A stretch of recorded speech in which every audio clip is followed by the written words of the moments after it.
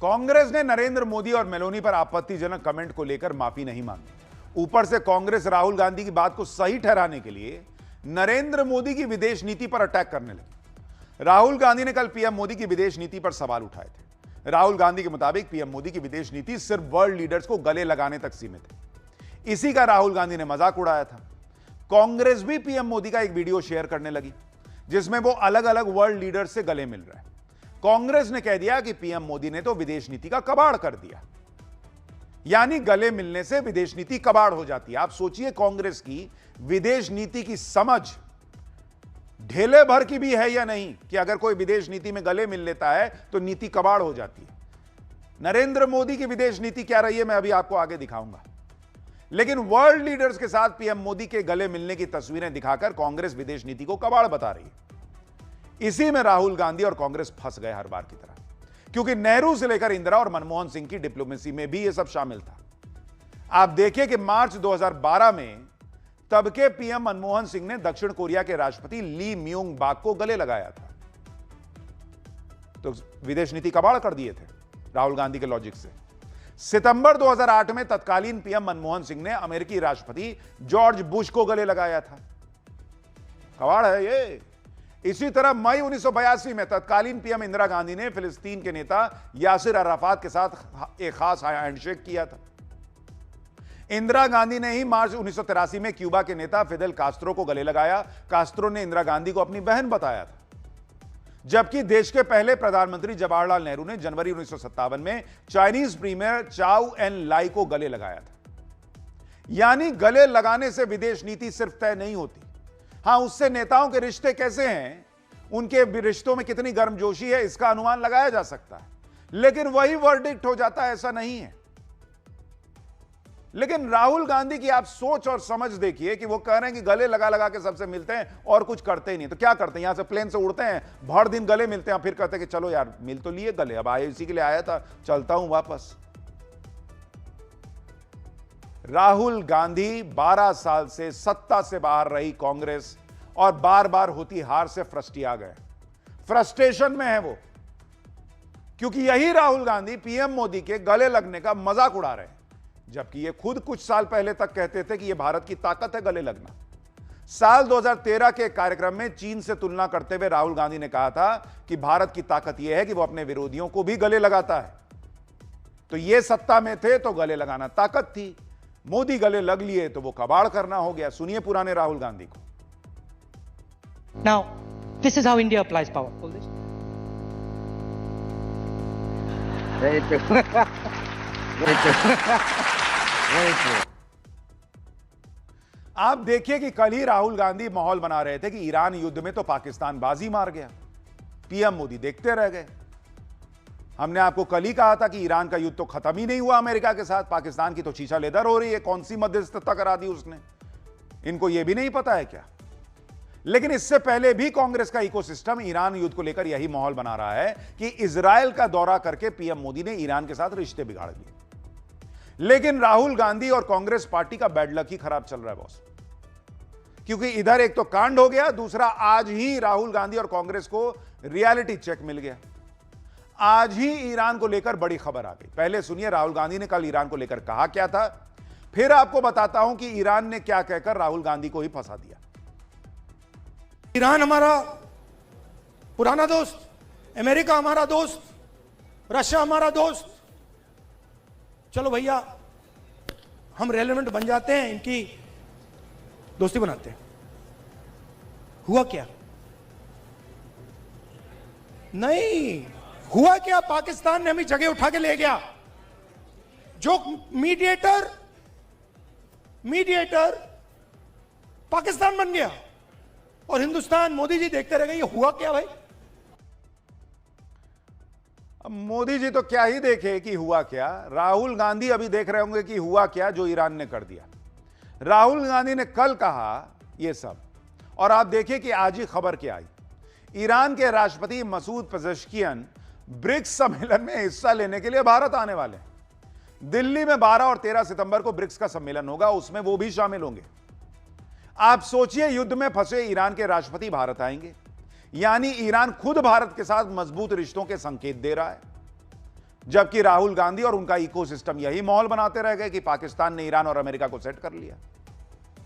अब जो यही नहीं देख पा रहा उसको क्या विदेश नीति समझाइएगा आप बॉस। आप देखिए कि पाकिस्तान का नाम लेकर राहुल गांधी पीएम मोदी को घेर रहे हैं, जबकि यह बात राहुल गांधी भी जानते हैं कि भारत की विदेश नीति यही है कि भारत किसी के झगड़े में नहीं पड़ता, भारत का न्यूट्रल स्टैंड रहता है। दोनों देशों के युद्ध में भारत हमेशा डायलॉग और डिप्लोमेसी पर जोर देता है, मध्यस्थता में धीरे सामने से जाकर नहीं पड़ता। और इसे आप ऐसे समझिए कि रूस और यूक्रेन का युद्ध चल रहा है, अमेरिका और ईरान की लड़ाई चल रही है, इजराइल और मुस्लिम देशों की लड़ाई चलती आ रही है। ये सब वो युद्ध हैं या विवाद हैं जिसे लेकर दुनिया यह मान चुकी है कि भारत अहम भूमिका निभा सकता है। लेकिन भारत किसी भी युद्ध में मध्यस्थ के तौर पर नहीं पड़ा, डायरेक्ट बातचीत में नहीं पड़ा। यह भारत की कूटनीति का स्टाइल है। भाई अमेरिका कहता रह गया कि रूस का साथ छोड़ दो, यूक्रेन के साथ आके खड़े हो जाओ, नेटो देशों के साथ खड़े हो जाओ। भारत ने अपना स्टैंड क्लियर रखा बॉस, और जहां जरूरत पड़ी अपने दोस्त रूस की मदद भी की, स्टैंड लेने की जहां पर बात आई, यूक्रेन से भी बात की, यूक्रेन की भी मदद की। सेम चीज भारत ने, आप देखिए, इजराइल से भी दोस्ती निभाई, ईरान को भी मदद की पेशकश की, और यही नतीजा है कि इजराइल तो दोस्त है ही है, ईरान के प्रेसिडेंट कह रहे हैं कि हां हम भी आएंगे ब्रिक्स में। राहुल गांधी को यह समझ में नहीं आता तो उनको पढ़नी होगी विदेश नीति। और राहुल गांधी जिस पाकिस्तान के मुरीद हो रहे हैं, अरे वो भिखमंगा देश, उसे अमेरिका की जरूरत है, उसे ट्रंप के तलवे चाटने हैं, इसलिए वो ट्रंप की सनक के बावजूद मध्यस्थता के लिए हाथ पैर मार रहा है। यह उसकी मजबूरी है। भारत की ऐसी कोई मजबूरी नहीं है। भारत दो पक्षों के बीच मध्यस्थ वाला गेम जो है उससे भी बड़ा गेम खेलता है। भारत विकसित देशों और ग्लोबल साउथ के देशों के बीच ब्रिज बनाने का काम करता है। यह है पीएम मोदी की डिप्लोमेसी की ताकत। पर राहुल गांधी समझे तब तो। उनको नरेंद्र मोदी से ऐसी चिढ़ हो गई है कि उनको हर चीज फेल बताना है। आप देखिए इन्होंने नैरेटिव कैसे सेट किया। पहले ये लोग कहते थे कि मोदी कितना विदेश जा रहे हैं, फिर देखे कि पब्लिक पे इफेक्ट नहीं पड़ा, तो अब ये कहे कि मोदी गले क्यों मिलते हैं। इसी तरीके से इन्होंने देश की इकोनॉमी को बता दिया था कि यह ढेले भर की इकोनॉमी नहीं है, डेड इकोनॉमी है, जो कि दुनिया भर में सबसे तेजी से बढ़ती इकोनॉमी बनी हुई है लगातार इतने युद्ध के बावजूद। तो जिस आदमी को ना इकोनॉमी की समझ आ रही है कि इकोनॉमी कहां जा रहा है, जिसको ना विदेश नीति की समझ आ रही है कि विदेश नीति में हो क्या रहा है, वो सबको सर्टिफिकेट बांट रहा है। राहुल गांधी ऐसा दिखा रहे हैं जैसे किसी विदेशी राष्ट्राध्यक्ष से गले मिलना गलत बात है, जबकि गले मिलना भी डिप्लोमेसी का एक टूल माना जाता है। इससे नेताओं की क्लोजनेस का पता चलता है, साथ ही दो देशों के बीच कैसे संबंध है यह भी दुनिया को मैसेज जाता है। विदेश नीति में हर एक चीज बेहद बारीकी से देखी पढ़ी जाती है, चाहे बॉडी लैंग्वेज हो, हैंडशेक हो, सबका कुछ ना कुछ मतलब निकाला जाता है। आपने ट्रंप के हैंडशेक के तरीकों के बारे में सुना ही होगा, देखा होगा कि ट्रंप कितने जोर से हैंडशेक करते हैं। ट्रंप अपने सामने वाले नेता का हाथ खींचकर अपनी तरफ लाते हैं ताकि वो खुद को पावरफुल साबित कर सके। हालांकि इसकी आलोचना भी होती है, लेकिन लंबे समय से बड़े बड़े नेता अपना वर्चस्व दिखाने के लिए इस तरह की चीजें करते रहे। ज्यादातर अंतर्राष्ट्रीय नेता सौम्य तरीके से हैंडशेक में विश्वास रखते हैं, इसे एक दूसरे के प्रति सम्मान के नजरिए से देखा जाता है। लेकिन पीएम मोदी ने हग डिप्लोमेसी को आगे बढ़ाया और इसकी शुरुआत अगस्त 2014 से ही कर दी थी, जब पीएम मोदी ने जापान के प्रधानमंत्री को गले लगाया था। फिर 2015 में अमेरिकी राष्ट्रपति ओबामा से भी इसी तरह मिले थे। मुझे तो आश्चर्य इस बात से है कि पीएम मोदी जिनसे मिल रहे हैं गले, उनको दिक्कत नहीं है, राहुल गांधी को दिक्कत है कि काहे गले मिल लिए। आज की डेट में अगर भारत का दुनिया में यह कद है कि वो सबसे नजरें मिलाकर गले मिलकर अपने हिसाब से बातें कर रहा है, तो राहुल गांधी को दिक्कत क्या है भाई। पीएम मोदी की हग डिप्लोमेसी की दुनिया में चर्चा होती है, कई वर्ल्ड लीडर्स इसकी तारीफ करते हैं। इजराइल के प्रधानमंत्री बेंजामिन नेतन्याहू पीएम मोदी के गले लगाने को बहुत विशेष बता चुके हैं। उन्होंने कहा था कि इससे अपनापन महसूस होता है। आप सुनिए नेतन्याहू को। Prime Minister Modi's personal embrace is something special. It's called the Modi hug. It's well known around the world. And when you hug someone closely, truly, you know it's not an act. It's a real thing. It's called the Modi hug. So I want to return the hug here too from every single one of the Knesset members. कई बार ऐसा लगता है कि शायद राहुल गांधी इस frustration में भी हैं कि पिछले कई सालों से उनके अलग अलग बयानों के मजाक बनते रहे। उनकी छवि जो है वो सीरियस नेता की नहीं रही। और इसलिए कांग्रेस और राहुल गांधी का इकोसिस्टम मिलकर यह प्रयास कर रहा है कि हम कैसे यह साबित कर दें कि नरेंद्र मोदी सीरियस नेता नहीं। लेकिन उनको जो चीजें मिल रही हैं उससे वो दाव उल्टा पड़ जा रहा है, क्योंकि इस देश में कोई विदेश नीति को हक देने से तय करेगा, यह तो अलग लेवल की सोच हो गई भाई। नरेंद्र मोदी की जिस विदेश नीति को राहुल गांधी और कांग्रेस कबाड़ बता रहे हैं, उसके बारे में दुनिया के बड़े बड़े एक्सपर्ट्स क्या कहते हैं, वो भी आज कांग्रेस और राहुल गांधी को सुनना चाहिए। मैंने कहा ना, यह अध्याय स्पेशली राहुल गांधी के लिए खोला हूं, कम से कम उनको विदेश नीति में पासिंग मार्क्स तो आए। एक इंटरव्यू में दुनिया के जाने माने पॉलिटिकल साइंटिस्ट और ऑथर इयान ब्रेमर ने भारत की ग्लोबल पोजीशन के बारे में क्या कहा था, आप देखिए, उससे आपको अंदाजा लग जाएगा कि पीएम मोदी की डिप्लोमेसी ने भारत को कितना मजबूत बनाया बीते सालों में। अमेरिका के पॉलिटिकल साइंटिस्ट इयान ब्रेमर कहते हैं कि वो भारत को अहम देश मानते हैं, क्योंकि भारत के पास दुनिया भर के देशों के साथ असरदार ढंग से काम करने के लिए विकास और भौगोलिक स्थिति दोनों ही खूबियां हैं। भारत एक बहुत ही गजब का देश है, क्योंकि वो क्वाड का भी हिस्सा है, जापान से उसके अच्छे संबंध हैं, इसके साथ ही अमेरिका के साथ उनकी मजबूत रणनीतिक साझेदारी है, और अब बहुत सारी कंपनियां भारत में निवेश करना चाहती हैं। इयान ब्रेमर ने कहा कि चीन नहीं बल्कि भारत ग्लोबल साउथ का लीडर है। चीन देशों को उधार देकर उन पर प्रेशर डालता है। बहुत सारे देशों को चीन की जरूरत तो होगी, लेकिन वो अब चीन पर भरोसा नहीं करते। हालांकि ग्लोबल साउथ के ज्यादातर देश भारत पर भरोसा करते हैं। भारत G20 की अध्यक्षता भी करता है और भारत G7 और ग्लोबल साउथ के बीच ब्रिज का भी काम करता है। पीएम मोदी ने काफी हद तक चीन के साथ भी संबंधों में स्थिरता बनाई है।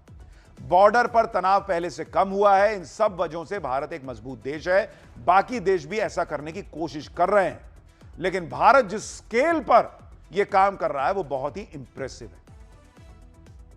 ये इयान ब्रेमर कह रहे हैं, जो दुनिया भर में विदेश नीति की तगड़ी समझ रखने वालों में से गिने जाते हैं। लेकिन राहुल गांधी ने कह दिया कबाड़ है तो कबाड़ है। इयान साहब को समझ में नहीं आ रहा होगा।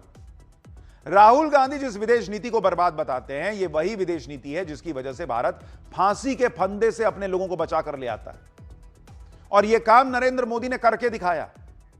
मैं आपको याद दिलाता हूं, साल 2023 में कतर ने भारतीय नौसेना के 8 पूर्व अधिकारियों को जासूसी के आरोप में फांसी की सजा सुनाई गई थी। इस घटना को लेकर कहा गया था कि अब देखते हैं मोदी की डिप्लोमेसी का टेस्ट है, क्या कर पाते हैं मोदी। इस मामले को खुद पीएम मोदी ने संभाला था। पर्सनली कतर के आमिर से बात की थी।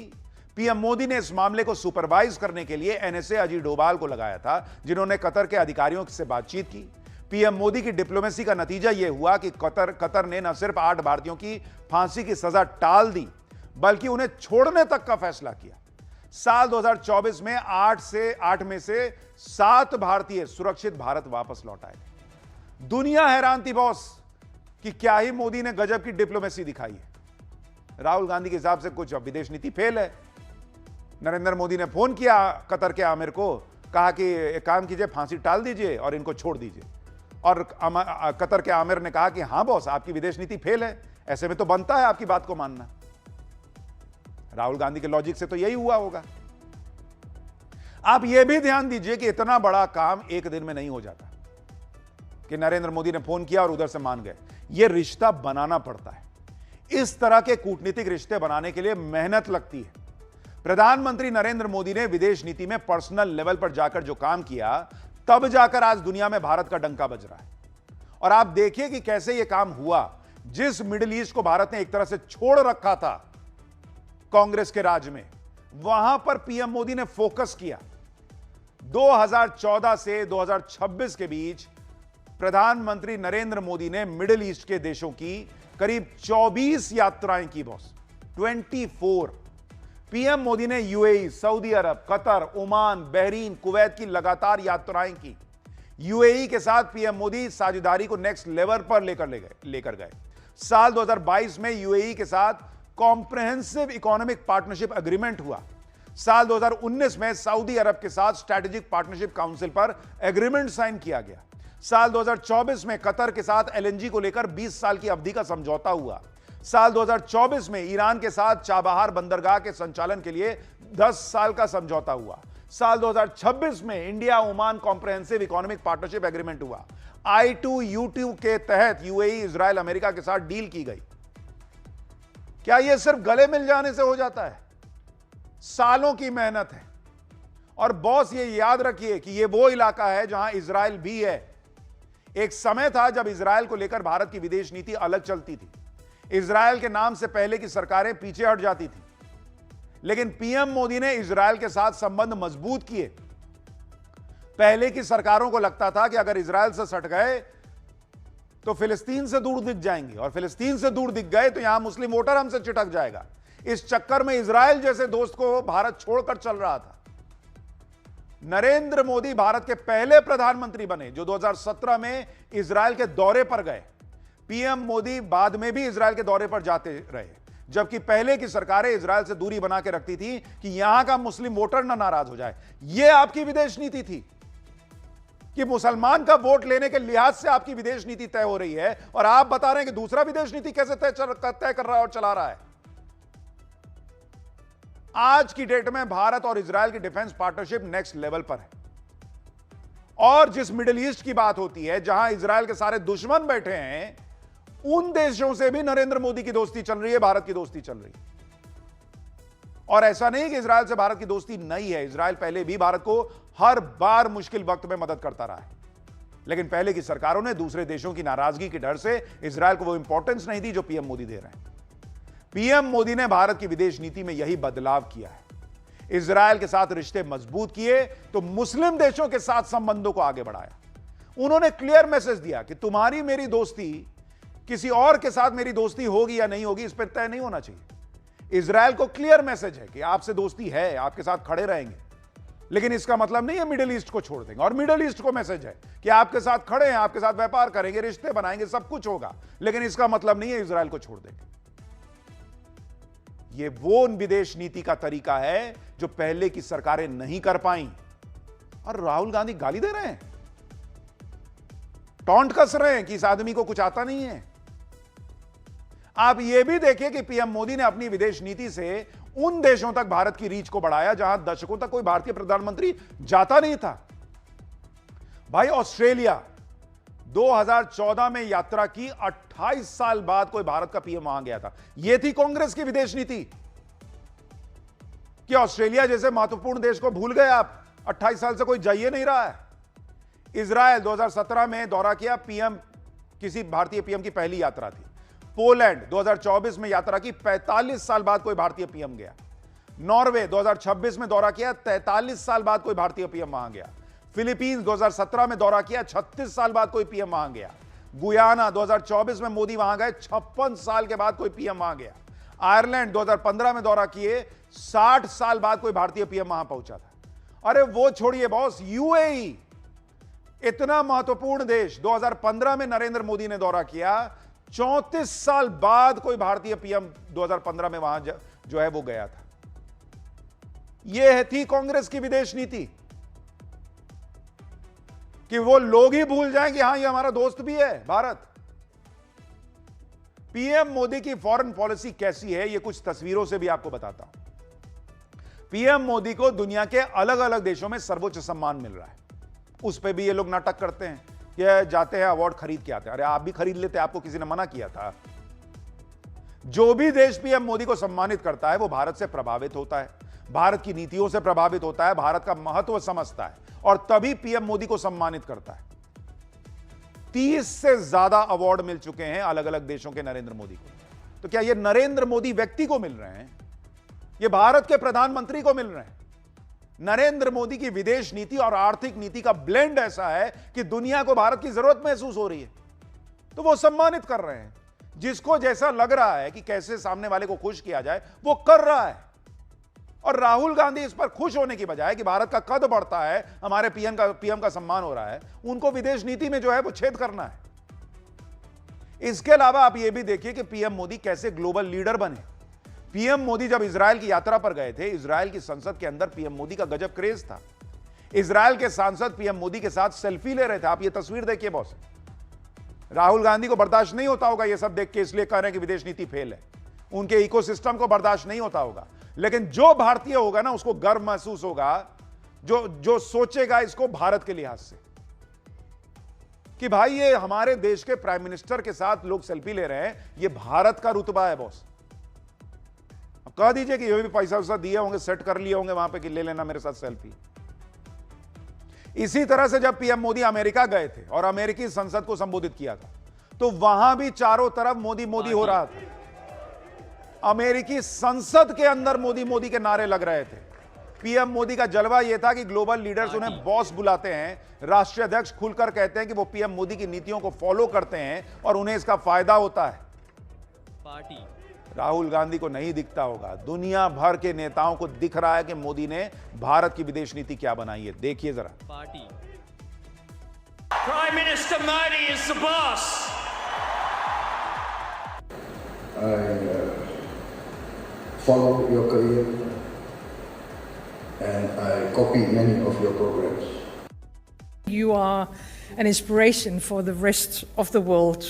Minister Sri Narendra Modi, we owe you a debt of gratitude.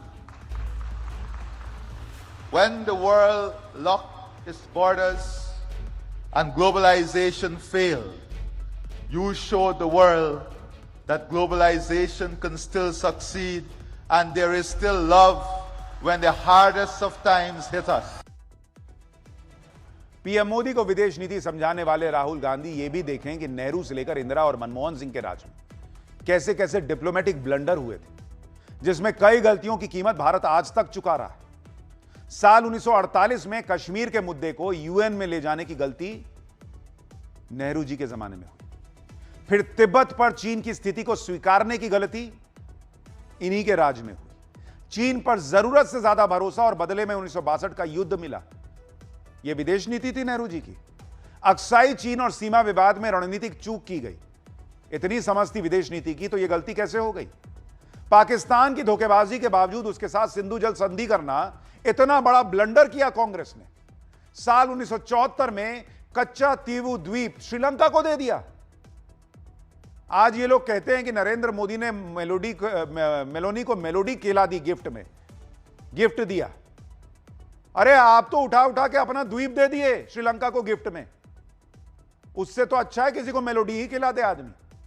2008 के मुंबई आतंकी हमले के कुछ महीनों बाद 2009 में शर्म अल शेख में पाकिस्तान के साथ बातचीत करना बहुत बड़ा ब्लंडर था इनका। संयुक्त बयान में पहली बार बलूचिस्तान का जिक्र हुआ, जिसे लेकर पाकिस्तान को प्रोपेगेंडा करने का मौका मिला कि बलूचिस्तान में जो कुछ होता है वो भारत करवाता है। इतने बड़े बड़े ब्लंडर करके बैठे हैं और दूसरे को समझा रहे हैं कि विदेश नीति क्या होती है। राहुल गांधी पॉलिटिकली जो मुद्दे उठाना चाहें जरूर उठाएं, लेकिन जब भी वो मर्यादा की सीमा लांघेंगे, इस तरह की चीजें करेंगे, तो वो ये भूल जाते हैं कि उनके खुद के परिवार का इतिहास इतना भयावह है कई बार कई चीजों में कि वो फाइलें खुलेंगी तो और उनके लिए शर्मिंदगी की बात हो जाएगी। हम तो लिमिट में बता रहे हैं। सोशल मीडिया पे तो लोग ऐसी ऐसी तस्वीरें डाल रहे हैं इनके परिवार की कि क्या ही बताया जाए।